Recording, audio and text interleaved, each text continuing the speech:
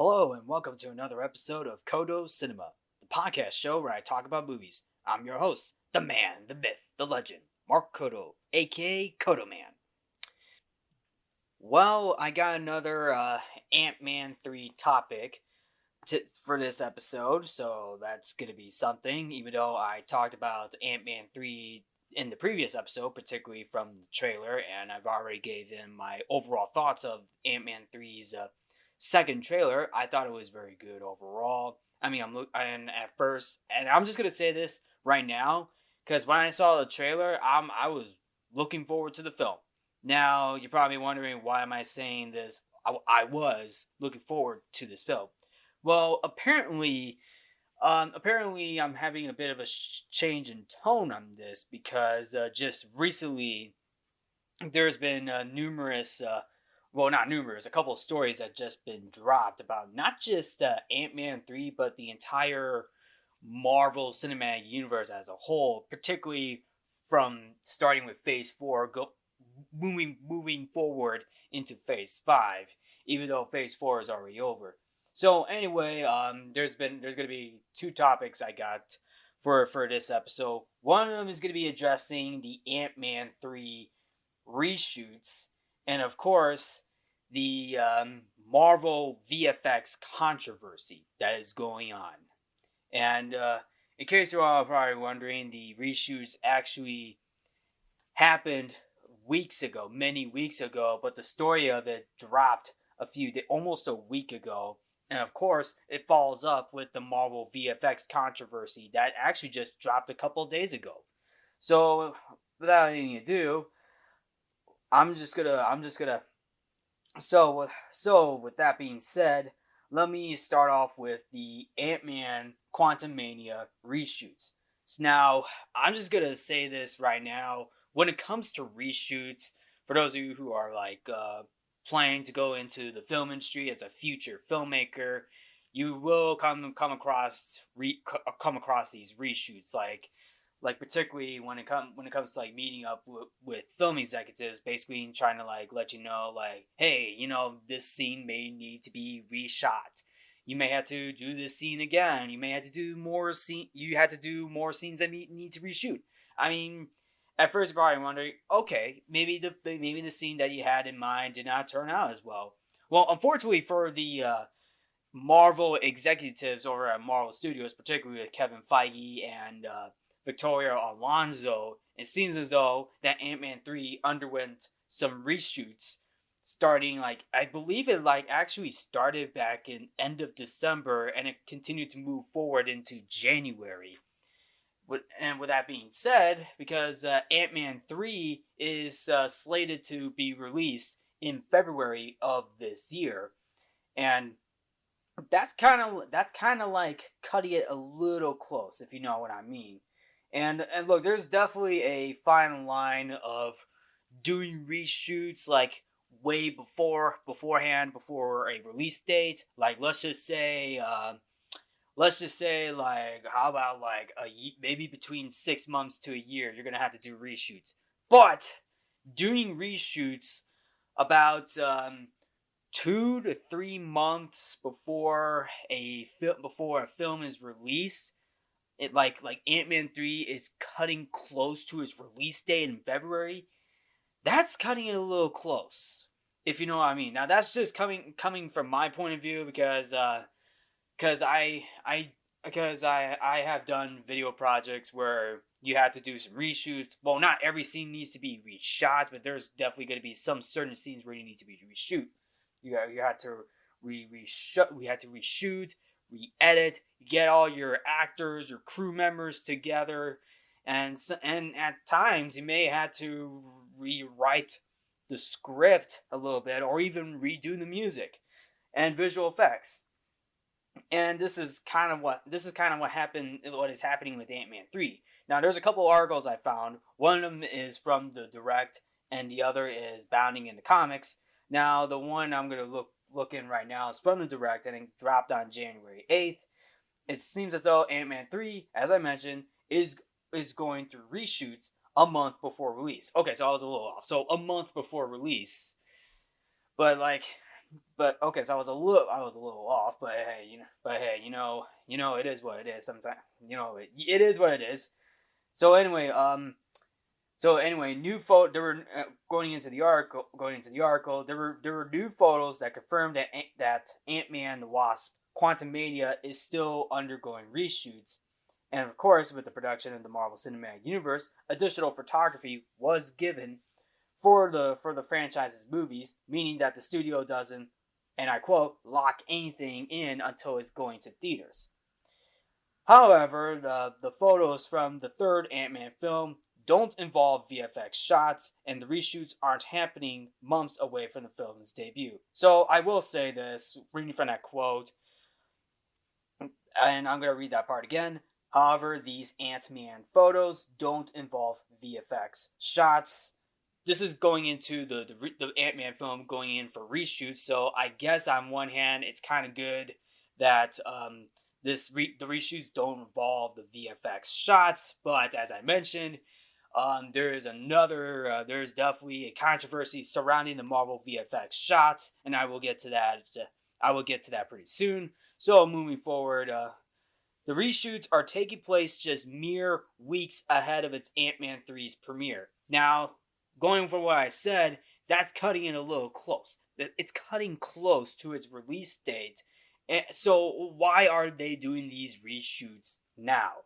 So why is Ant-Man 3 still filming when it's close to its release date on February 17th? And principal photography was wrapped over a year ago. We're getting some new photos, which also includes Paul Rudd on location, still filming shots for the third film. Now the photos in question about Paul Rudd is basically one of the photos, and it's already put up on the internet. Is Paul Rudd on set, and this was on January 6th. He is walking in, I believe it's L.A. or San Francisco, since the film does take place in San Francisco. Paul Rudd is carrying a pink and blue box. I'm pretty sure it looks like a donut box, I should say, but it happens to be from Baskin Robbins, so it's a pink and blue box from Baskin Robbins, which is basically the Baskin Robbins color. The colors for Baskin Robbins, if you know what I'm saying. So, and I think that's what the reshoot photos look like as of now. Although I don't know if there are any other photos for the reshoots that Ant-Man 3 is going through, and of course, people are saying that is the film in trouble. Now, do I think the film's in trouble? Well, I am not very sure. I mean, there's as I mentioned, there's another story that dropped about the VFX department as well. So I'll get to that pretty soon. Now, I guess it kind of is, in my opinion. I guess it kind of is. It kind of is, but let me go further. Is Quantumania in trouble? According to the article from the direct, Ant-Man and the Wasp: Quantumania was always going to be an important film.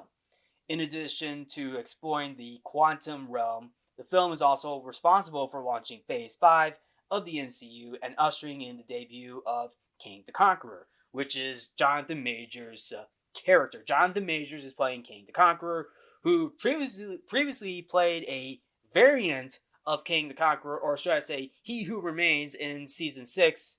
No, in episode 6, season 1 of Loki. By the way, there's going to be a season 2 of Loki coming out pretty soon. However, it's possible that in light of complaints, particularly from Phase 4, the film may be under additional pressure. and that may be why it's cutting so close. Okay, so it looks like the film is somewhat in trouble because of the pressure, particularly from the studio itself, Marvel Studios, including the executives, and of course Disney as well, since this is also a Disney film as well. On the other hand, since these reshoots appear to be from the film's early, more lighthearted sequences, they could easily be due to a simple continuity error. It would be interesting to see if additional reshoots news makes its way online, and what the cast and crew had to say about the threequels production in the coming weeks, to which the film will arrive in theaters on February 17th of 2023, which is this year. Okay, so I'm going to go to the next article. This is the next article from Bounding into Comics, and it turns out there's a rumor about this, about the reshoots. The rumor for these reshoots is Ant-Man and the Wasp. Ant-Man and the Wasp Quantumania undergoing reshoots to include Marvel's now trademark cheap laughs. Okay, cheap laughs. All right, so you all know that Marvel has been doing some cheap laughs in some of their latest films. Now, I'm gonna be honest with you, I don't have a problem with the comedic moments. I don't have a problem with that. I mean, say what you will about the earlier Marvel films from Phase 1 through 3, but they were able to find a balance. Now, don't get me wrong, there has been a few films from Phases 1 through 3 where they kind of overstepped their boundaries with the comedy, particularly with Avengers Age of Ultron, where they did go a bit overboard with the comedic jokes.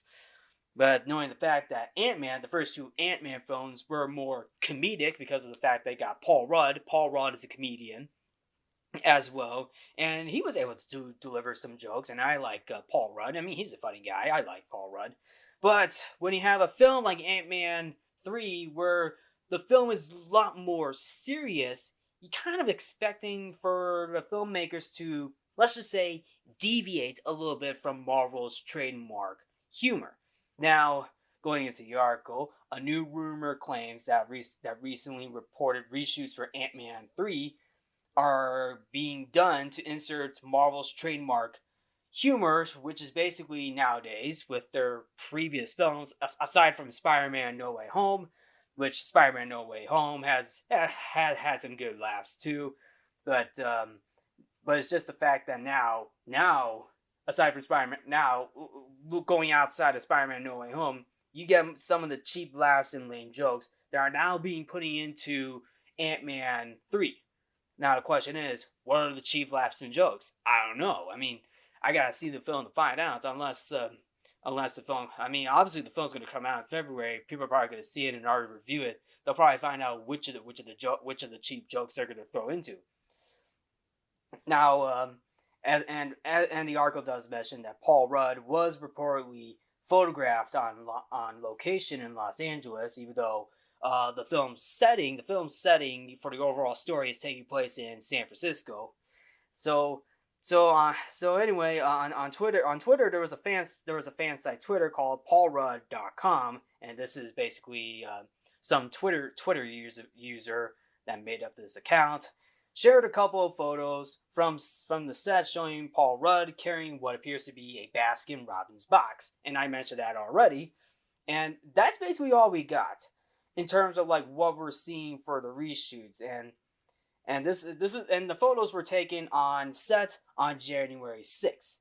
Now one of the reporters from, and I can't pronounce the reporter's name. I'm just gonna say the reporter from Midnight's Edge, who was involved with the reshoots, are being undertaken to insert Marvel's trademark cheap jokes into the film. And it turns out the reports, in terms of the reports, and I quote, for all its virtues, the Marvel executives did allegedly have one problem with the cut that Peyton Reed delivered. Peyton Reed is the director of Ant-Man 3, who directed the first two Ant-Man films.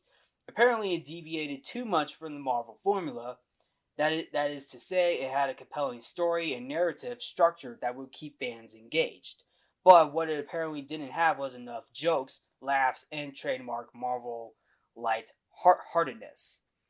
And this keeps going. It keeps going because that then is what the reshoots reportedly were aimed at doing: add jokes and cheap laughs into a by default serious movie with heavy themes in order to make it more lighthearted and fun for the masses.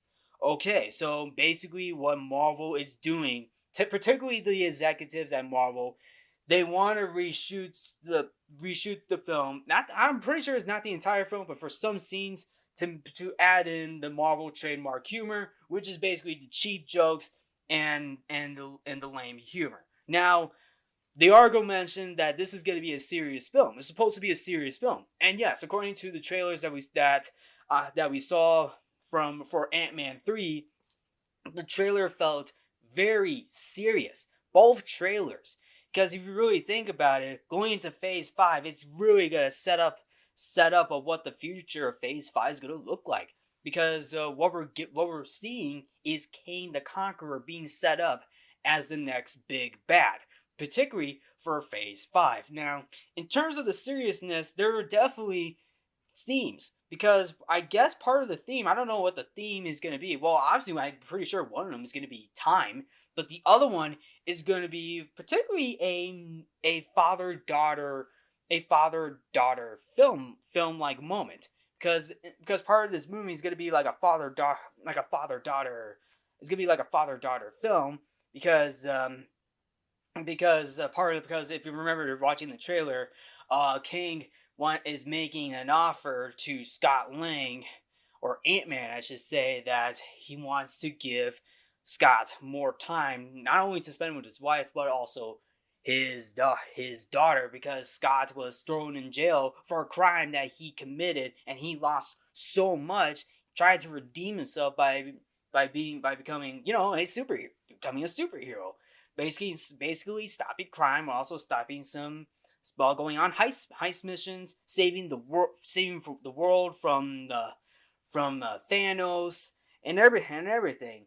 And this is like a serious moment, because this is basically having like a father daughter film. It's actually a pretty nice idea, but when we have a moment when the daughter is going to be in danger, because it looks like in the trailer the daughter Cassie, Catherine Newton's character, Catherine Newton's playing Cassie, by the way, is going to be involved with this film, because it seems as though that King the Conqueror is going to mess with Scott Lang's daughter of some sort, and that's going to put her in a risky situation, and that's a very serious topic. So I don't know why would Marvel decide to reshoot some scenes and add in their trademark humor and cheap jokes when you have a film that deviates from their trademark to add something serious. I mean, this is a serious part, because on top of that, it seems as though there's a rumor that Scott Lang, Ant-Man, could meet his demise.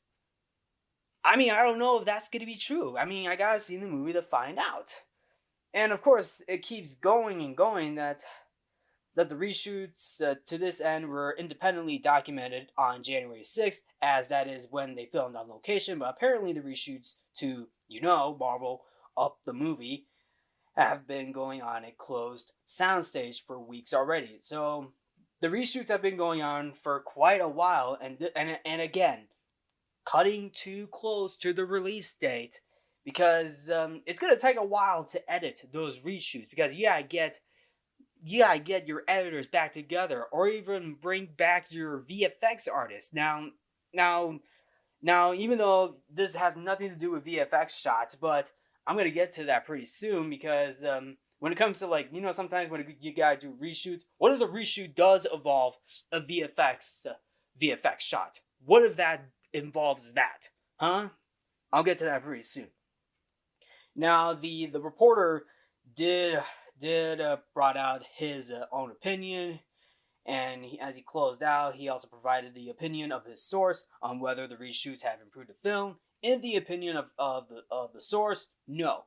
The studio approved release version is still far better than most Marvel movies released in the last few years, but forcing cheap laughs into what was originally a somber tale allegedly caused some jarring tonal shifts, which were which was quite, let's just say, annoying to director Peyton Reed's original vision that he had for Ant-Man 3. Okay.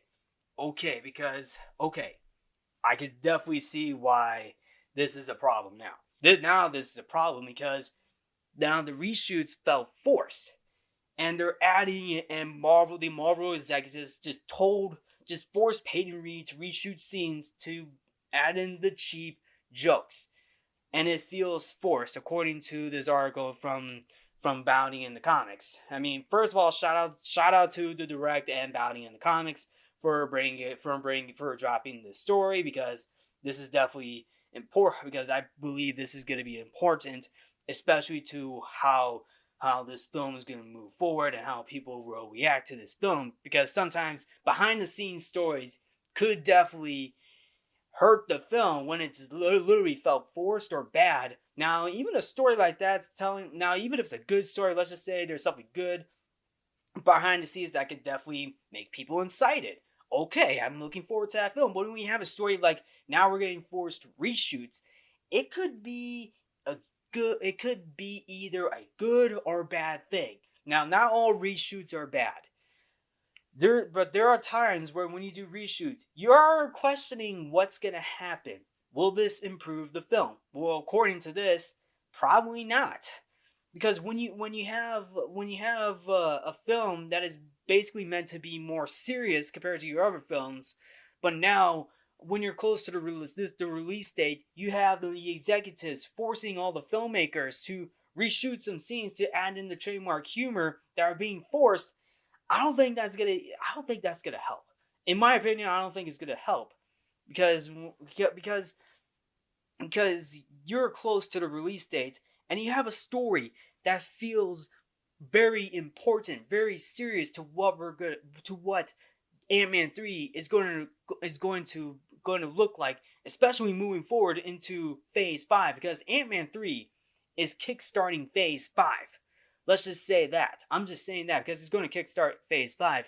And I'm looking forward to this film too, but now I'm worried, will the forced reshoots help or not help the film? But in my opinion right now, probably not. But I'm gonna keep an open mind on that, because I'm still looking forward to this film. But I think the moments between Scott Lang, his daughter, will definitely be good. But of course, his moments with Kang the Conqueror, because it's gonna be something. I can guarantee you that, because boy, oh boy, King the Conqueror and Ant-Man, they're gonna duke it out, and I could definitely tell there is definitely gonna be interesting.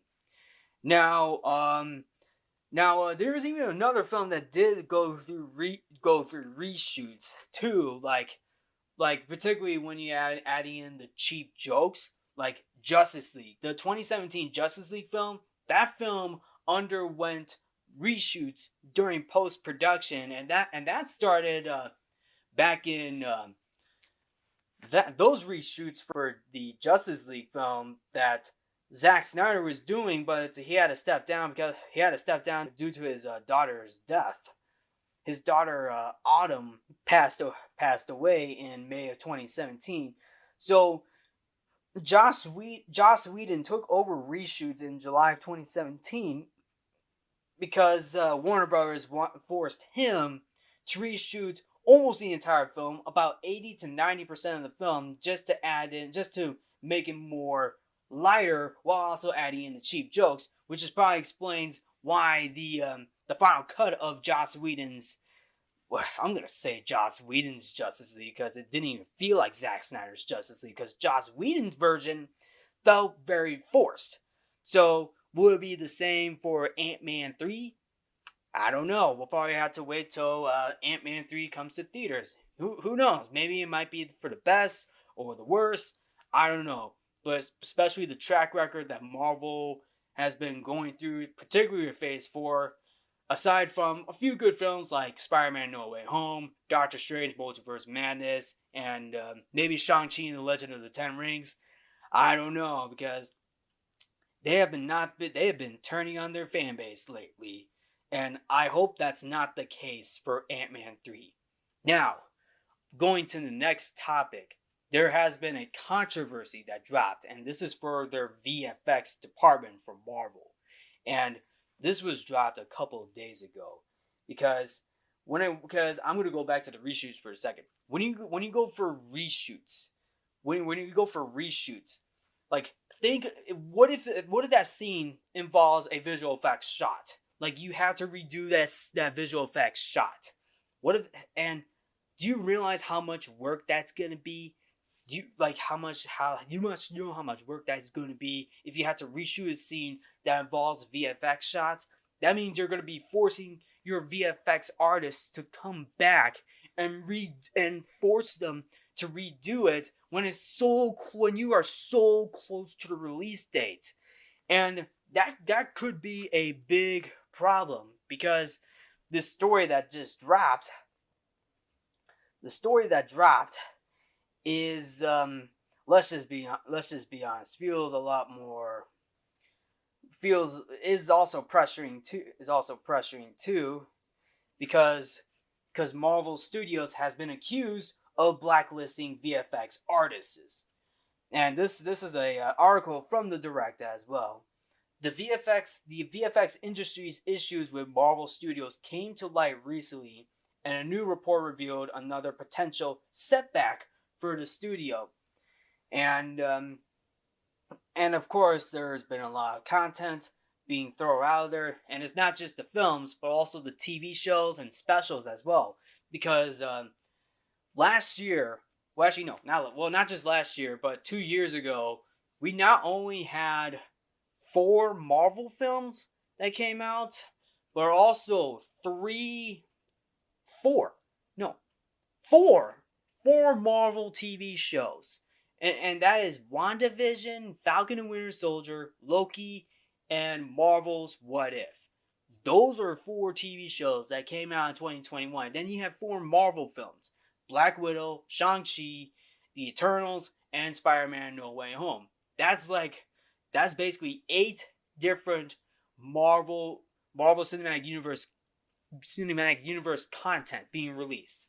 And this is basically that is basically a overload. That's an overload. I mean, that is an overload to be exact because some VFX artists were reportedly unhappy. And to be fair, I mean, when you have that many, so when you have so much content coming out, particularly from Marvel, it's gonna be tough. And look, I get it. It is tough. I get it. It's tough. I mean, it's gonna take a lot of time and effort to get the visual effects shots because as a visual effects artist, you want to get a good, very not only a good shot but also a very good effect because it takes time to render the VFX shots, especially the CGI, because CGI nowadays have been either hit or miss. But the CGI at times, when you take time on the CGI to make it look so good, then you definitely will get a good product. Unless you find a balance between visual effects and, of course, practical effects. But nowadays, Marvel is going the CGI routes, and that's not a bad thing. Well, it's not and to be fair, that's not a bad thing. But when you overuse CGI like that, it's not gonna be a good sign because She-Hulk overused the CGI for the She-Hulk character, and oh boy, that's pretty messed up.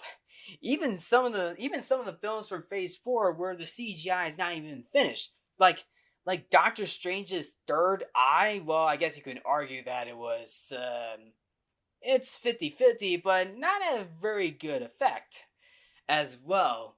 Or how about the background CGI smoke in the Black Widow film during its final battle, where Yelena blows up a ship, and there's like a CGI smoke coming in the background while she's saying, "This is fun!" And you see the CGI right there. Like, what is that? And okay, so yeah, there's a lot of content, and some of the workers were definitely unhappy with it. I mean, it takes time to get the CGI good and the visual effects as well.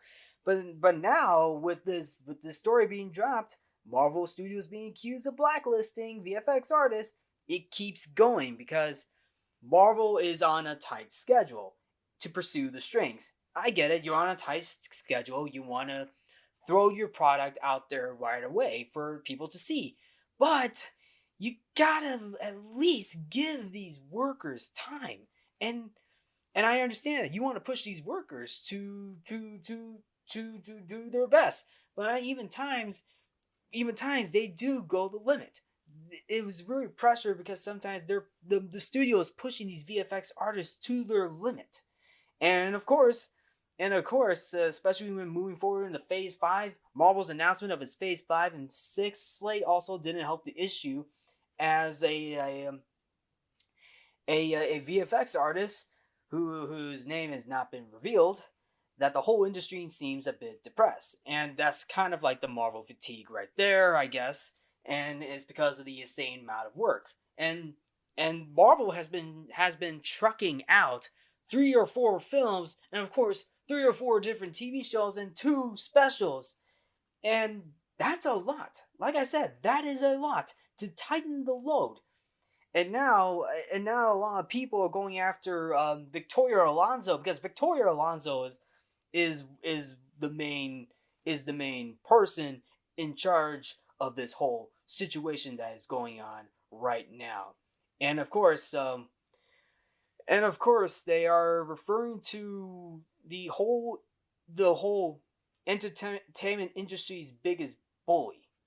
And this is basically a jab at not only Disney but also Marvel as well. And this is coming from all these VFX workers who are being mistreated like that. So that's like an example of work mistreat of mistreatment, or the bad working conditions. And of course, a Georgia-based VFX worker opened up this situation, accusing Marvel of having an alleged blacklist, knowing that it's a common thing that comes up. The worker revealed about the blacklist early on. The blacklist is very talked about. I don't know anyone that's seen it for real, but as a common thing that comes up whenever effects people talk together. If you do X, Y, or Z, Marvel will blacklist you and you won't be working for them again. The biggest way to get on the blacklist is to leave a show early for any reason. So it doesn't matter if it's a bad or good reason. So any reason like that, the VFX artist is gone, blacklisted. Bye bye. That's not a good sign, folks, because this is basically what Victoria Alonso is doing right now. This is basically mistreatment right now. They're literally treating the VFX artists poorly right now. In fact, there was another story that came out in the Vulture, and it was talking about a VFX artist who had done VFX films before, like one of them being the 2016 Ghostbusters film, and the Tenants film by Christopher Nolan. Opened up about the experience on a Marvel project, and it wasn't a good experience. And this VFX artist even mentioned by one of the studio execs for Marvel, and asked if that VFX artist is going to return for another Marvel project, and that VFX artist just flat out said no. Yeah, right there. That VFX artist flat out said no to Marvel Studios for declining to work on another Marvel project because this VFX artist had a very bad experience on that previous project. I don't know what that previous Marvel project was, but I'm assuming it was probably either She-Hulk or something else. I do not know, because that project was never named.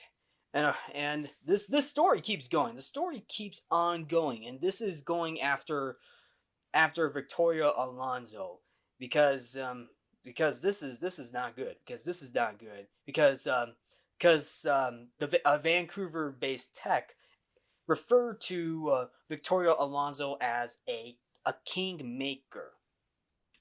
And a kingmaker is basically a person or group that has great influence on a royal or political succession without themselves being a viable Candidates, kingmakers may use political, monetary, religious, and military means to influence the succession.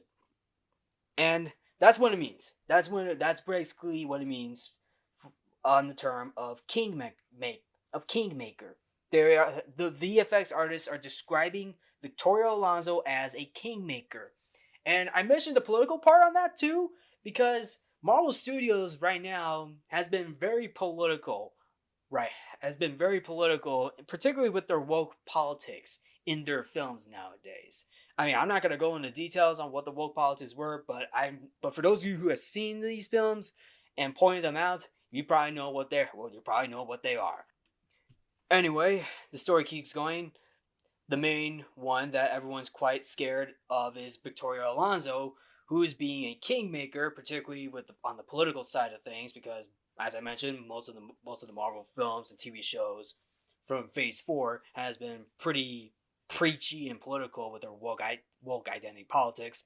She is known in the industry as a kingmaker. If she likes you, you're going to get work and move up in the industry. If you have, let's just say, make her angry in any way, you're going to get frozen out, basically kicked out, for basically not agreeing to Victoria Alonso's narrative.